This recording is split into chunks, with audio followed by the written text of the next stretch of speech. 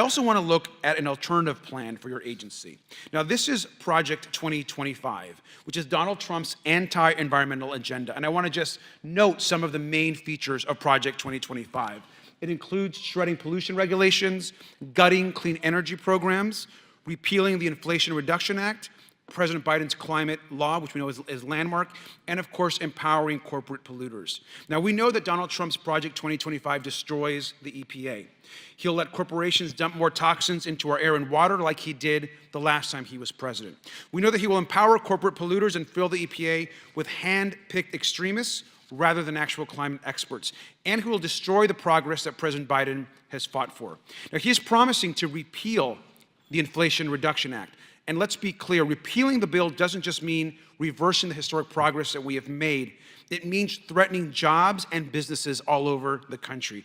Over 1,000 projects already are underway, deploying hydrogen, hydropower, wind, batteries, solar energy, which will all make us more green and independent and really leading us to a greener future. That's also hundreds of thousands of jobs. And we know why he's pushing this dangerous agenda. Thank you.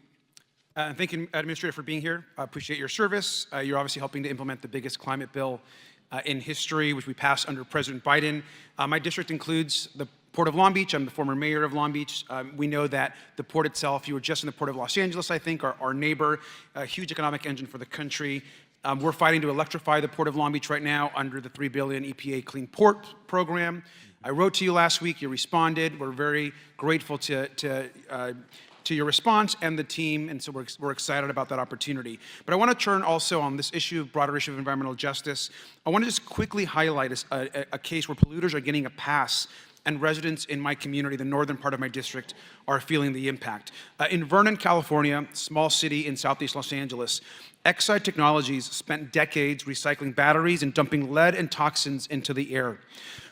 This includes soil and water, which has now seeped through. Now, the company poisoned surrounding communities in Southeast LA, where people suffer from cancer, asthma, learning disabilities, and dangerous levels of lead in their blood. Now, the Obama administration forced Exide to make commitments to fix and fund the cleanup. But in 2020, Trump's EPA and Department of Justice abandoned those responsibilities and approved a bankruptcy plan that let Exide essentially walk away from the cleanup. This is not acceptable to me and certainly not to the communities that I represent. Now, Administrator, one of my first acts when I came to Congress was to lead the call for a federal Superfund designation, along with Senator Padilla. This will secure, of course, federal funds to clean the site that is desperately needed to provide this community true justice. I've been glad that this process has moved forward, and in fact, just recently, we passed a major milestone. Last week, the EPA site inspection report showed the site is eligible for a Superfund listing based on the levels of groundwater contamination. So I want to thank your team for partnering with us there, and I just want to formally ask you to once again just continue to commit to really push for this issue as we move forward to that Superfund designation. Absolutely. You have my commitment on that. Donald Trump met with big oil executives to promise to carry out their policy agenda in exchange for $1 billion in campaign contributions, which oversight Democrats are actually investigating. And if that wasn't enough, he promised he would pay back his big oil donors with tax cuts for the rich. And as we know, worst of all, his agenda will be enabled by an extremist Supreme Court that Donald Trump himself appointed. Now, Administrator, I know you can't address a candidate's policy platform. I know that's not why you're here. So instead, I want you to just please explain how important it is that the agency continues to implement the Inflation Reduction Act and the climate gains that we've already achieved. Well, listen, I'll say this. One program in the Inflation Reduction Act is the Greenhouse Gas Reduction Fund.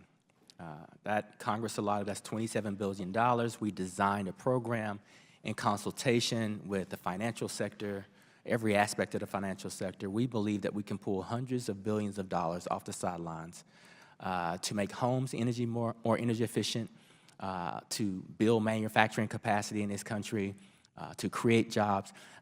It's important for me to say that these are not just happening in blue states. They're happening in red states. They're happening in Alabama and Georgia, North Carolina, and South Carolina.